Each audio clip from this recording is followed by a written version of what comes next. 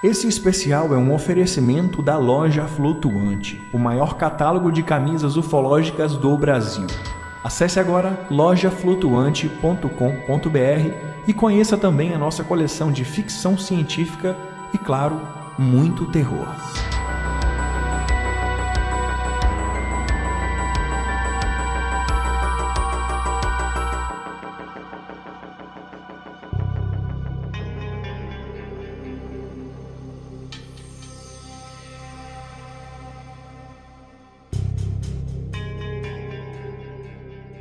Naturalmente, a lenda do lobisomem chegou ao Brasil por meio dos portugueses. Em nossa terra, a lenda chegou e assumiu diferentes características em cada região. Em Portugal, acreditava-se que o lobisomem era um homem muito magro, com orelhas compridas e nariz avantajado. Falava-se que ele poderia ser um homem condenado por ser predestinado à maldição, bem como essa poderia ser uma penitência de pecados cometidos. Havia também uma relação da lenda com o aspecto moral, pois acreditava-se que o filho nascido de um incesto seria um lobisomem. No caso da predestinação, acreditava-se que o primeiro filho homem, nascido depois de 7 filhas, seria um lobisomem. Uma vez transformado, o ser partia à procura de cemitérios e de pessoas para se alimentar. Seja bem-vindo à temporada do lobisomem. Um especial que vai te deixar colado no fone de ouvido por uma semana. Nos siga de perto e confira conosco um novo relato assustador a cada dia. Eu sou o Zero, seu anfitrião, e essa é a terceira fita dos Relatos Penados.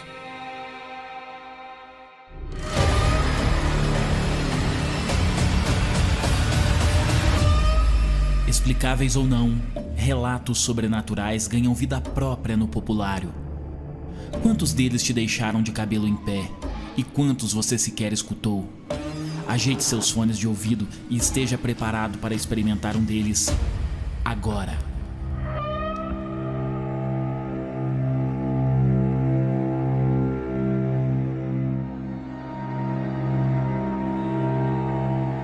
Boa noite, meu nome é Eduardo Tordek. Venho contar para vocês um caso, ou um caos, como diziam os antigos, que acompanha a história de minha família. Nessa situação se passou o meu pai, 2 de minhas tias e o meu avô, que também nos contava esse relato. E eles diziam a história de seu Joaquim Jequitibá, um morador que morava nas mesmas terras que eles, em Baixo Pongal, esposo de Dona Zita, era assim que chamavam a senhora dele.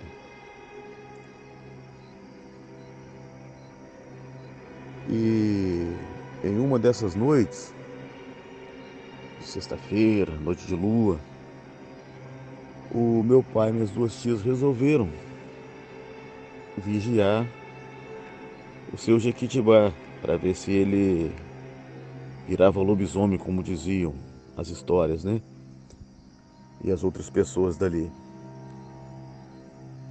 E às vezes, nesse dia de sexta-feira, ele falava para Dona Zita que ele ia sair para ir lá em Duas Barras, uma outra roça ali pela essa parte de Baixo Pongal. E só voltava quando o dia raiava, deixando assim a esposa em casa. E numa dessa sexta-feira, o meu pai e minhas 2 tias saíram para o curral da propriedade do dono das terras, né, onde eles eram meieiro. E eles saíram mais cedo e se esconderam.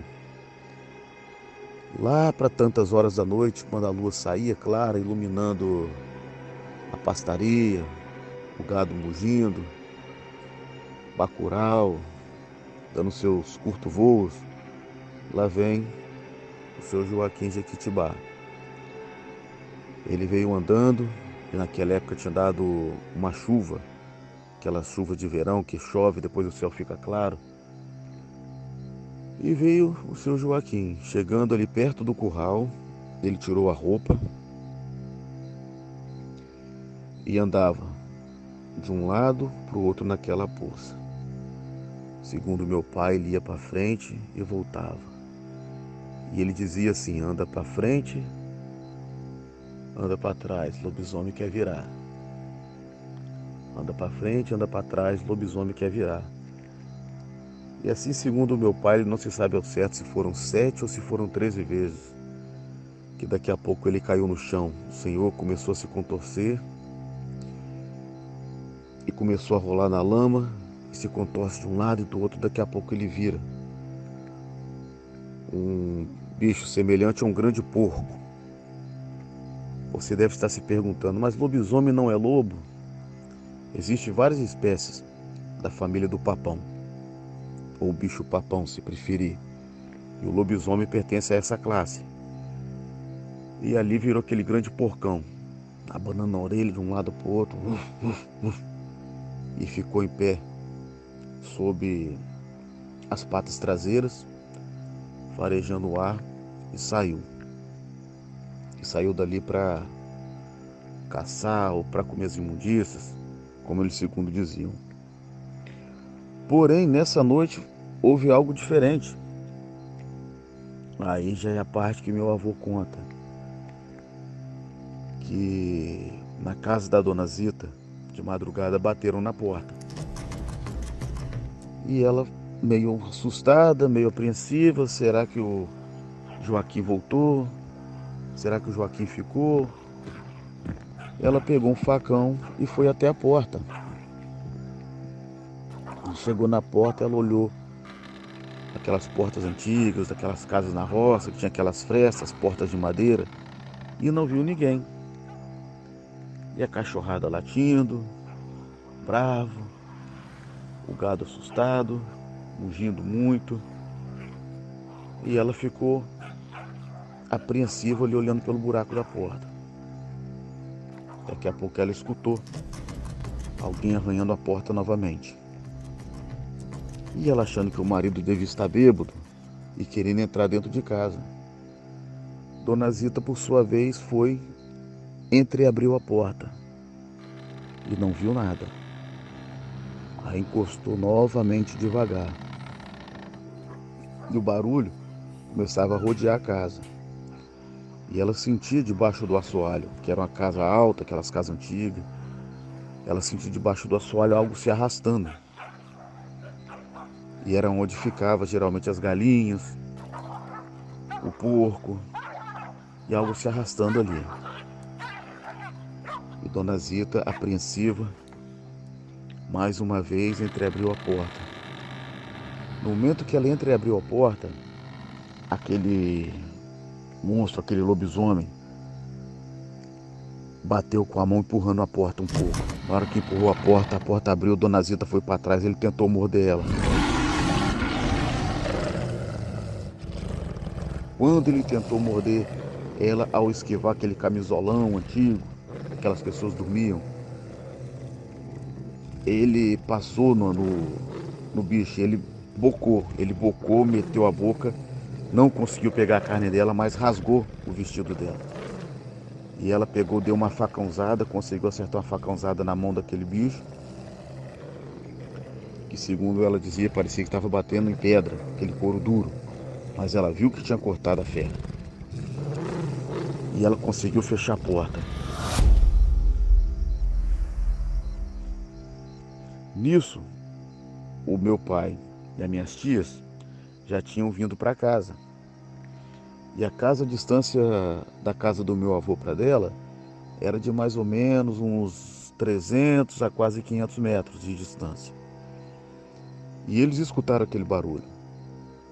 Escutaram meu avô, na época. Não escutava, que já era surdo, mas o meu pai e minhas tias escutaram e chamaram meu avô e minha avó. Ali pegaram a lanterna, ou uma lamparina, não sei ao certo, e o meu avô pegou uma cartucheira que ele tinha, carregou e saiu. O meu pai, o meu avô e a minha avó. E as minhas tias, como eram mais novos, ficaram em casa. E eles, jogando a lanterna, ou a lamparina que seja, foram caminhando, subiram um pequeno morro até a casa da senhora, que até então já estava à beira do histerismo, gritando devido àquela situação.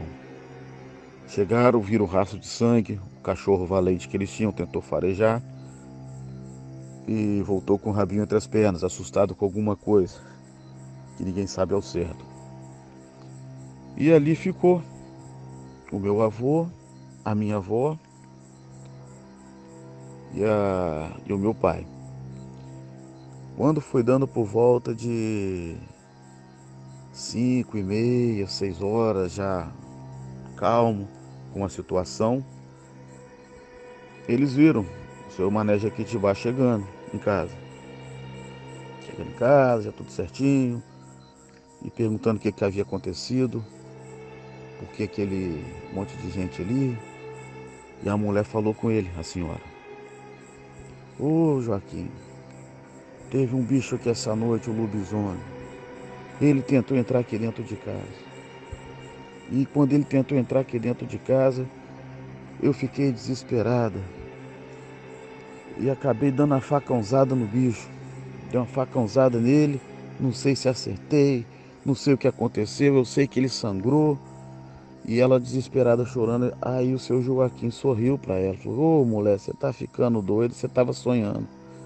Quando o seu Joaquim deu aquele sorriso, ela pôde ver entre seus dentes retalhos da sua camisola, que o dito lobisomem havia rasgado com os dentes. E o braço do seu Joaquim, por sua vez, estava enrolado com um pedaço de pano, que não se sabe de lá de onde ele havia arrumado. E o meu avô achou aquilo muito estranho, mas como ele costumava dizer que briga de marido e mulher não se mete a colher, muito menos por se tratar de um lobisomem, chamou o meu pai. Minha avó já havia se retirado para fazer o café, para a lida do dia, e eles foram embora, deixando ali a dona Zita e o seu Joaquim lobisomem, como ficou sendo chamado depois, naquela parte ali de Baixo Pongal a São Mateus.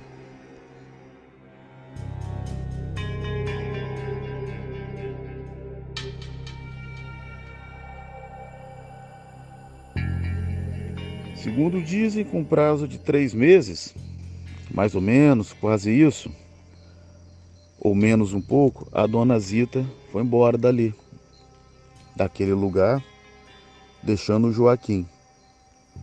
E não se sabe para onde ela foi, e não se sabe para onde ele foi.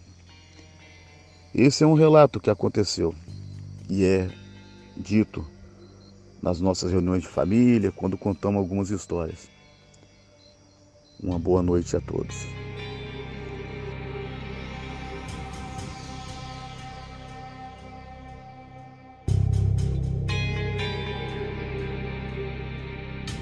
Relatos Penados é uma atração extra do podcast Relatos Flutuantes, que por sua vez consiste em um projeto colaborativo. Portanto, participe enviando o seu relato para o WhatsApp 28 999 83 4185 ou ainda nos apoie com qualquer valor através de um dos links contidos na descrição deste episódio. Créditos: texto de abertura Daniel Neves, vinheta Maxson Cora, relato do episódio Eduardo Tordek, produção e narração Rony Goltara. E finalmente um salve especial aos comissários de bordo, copilotos e mecenas intergalácticos que empurram essa nave para cima. Fique atento no caminho. Até amanhã e lembre-se, o sobrenatural sempre volta.